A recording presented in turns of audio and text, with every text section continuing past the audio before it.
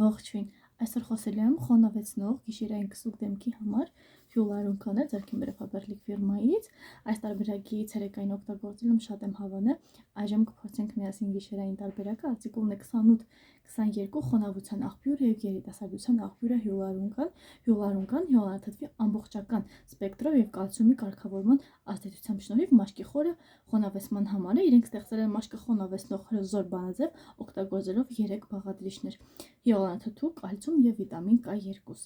Ինչու հենց նրանք։ Հիալուրոնաթթվի եւ կալցիումի պակասի դեպքում մաշկը դառնում է ավելի բարակ, կարևոր է լրացնել այդ նյութերի պակասը եւ որպեսզի դրանք ավելի լավ յուրացվեն, անհրաժեշտ է պատիճավորված վիտամին K2 կազմը լրացնելով թթվասնային համալիրով, դրանք ստացան նորարարական արտադրանք զարմանալի արդյունքով։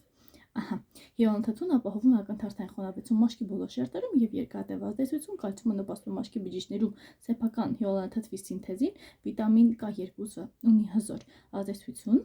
պահպանում է մաշկը պաշտպանիչ պատնեշից, նովոտեմ O2 համալիրը մեծացնում է թթվասնի քանակը մաշկի մեջ եւ ապահովում է խոնավեցնող համալիր, փափկեցնելով խորը շերտերը։ Գիշերային խոնավեցնող քսուկ դեմքի համար հատուկ նախատեսված է գիշերվա ընթացքում ինտենսիվ խնամքի համար,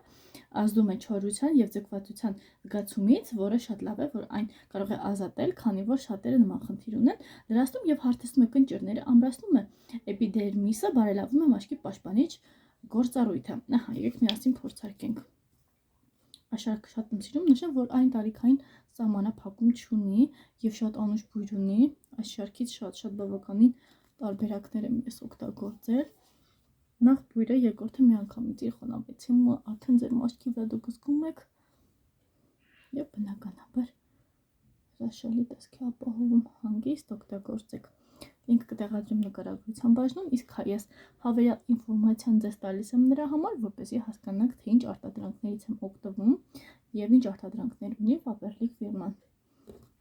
Իսկ ավելիի համար չեք մոռանում բաժանորդագրվել իմ ալիքին եւ տարածել վիդեոն։